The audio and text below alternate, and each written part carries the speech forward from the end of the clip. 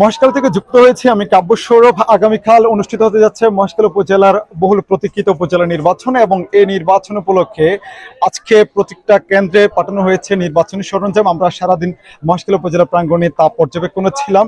মহেশখালী উপজেলা নির্বাচন অফিস এবং মহেশখালী উপজেলা নির্বাচনের সহকারী রিটার্নিং কর্মকর্তা বিমলেন্দু কিশোর পাল আমাদেরকে যেমনটা জানিয়েছেন, আগামীকাল অবাধ ও সুষ্ঠু নিরপেক্ষ নির্বাচনের লক্ষ্যে একটি পৌরসভা 8টি ইউনিয়ন মিলিয়ে সর্বোচ্চ 9 জন নির্বাহী ম্যাজিস্ট্রেট দায়িত্বে থাকবেন। এছাড়া 20 সদস্যের 2টি টিমের র্যাব থাকবেন, 6 প্লাটুনের 120 সদস্যের বিজিবি মোতায়েন করা হয়েছে। তার সাথে রয়েছে পুলিশ এবং আনসার বাহিনী। আমরা যেমনটা জানি, মহেশখালীতে যে সমস্ত ঝুঁকিপূর্ণ কেন্দ্রগুলো রয়েছে, সেই সমস্ত ঝুঁকিপূর্ণ কেন্দ্রগুলোতেই গতকাল থেকে এবং আজ এবং আগামীকাল ভোট পর্যন্ত নজরদারি বাড়ানো হয়েছে। এবং একটি অবাধ ও সুষ্ঠু নিরপেক্ষ নির্বাচনের লক্ষ্যে মহেশখালী উপজেলা নির্বাচন কর্মকর্তার সূত্রে আমরা যেমনটা জানি, ব্যাপক আইন শৃঙ্খলা বাহিনী মোতায়েন করা হয়েছে। এছাড়া জানিয়ে রাখতে চাই, মহেশখালীর মোট ভোটার সংখ্যা 2,57,458 ভোট। এর মধ্যে পুরুষ ভোটার সংখ্যা 1,37,882 ভোট, মহিলা ভোটার সংখ্যা 1,19,576 ভোট।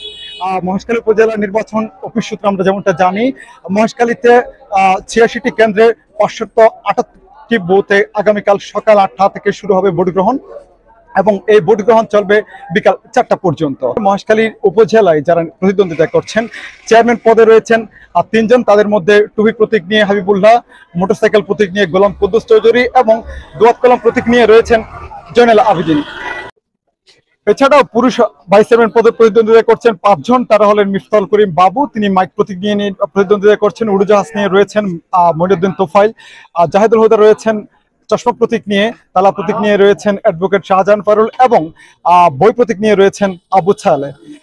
মহিলা ভাইস চেয়ারম্যান পদে প্রতিদ্বন্দ্বিতা করছেন 3 জন। তারা হলেন জাহানারা জাহাঙ্গীর প্রজাপতি প্রতীক নিয়ে, মনোয়ারা কাজল তিনি কলেজ প্রতীক নিয়ে, মনোয়ারা মিনু রয়েছেন ফুটবল প্রতীক নিয়ে। এবং এই নির্বাচনের সার্বিক পরিস্থিতি এবং আজকের যে আইন শৃঙ্খলা মোতায়েন নিয়ে মহেশখালী থেকে ছিল আমার কাছে থাকা সার্বিক পরিস্থিতির।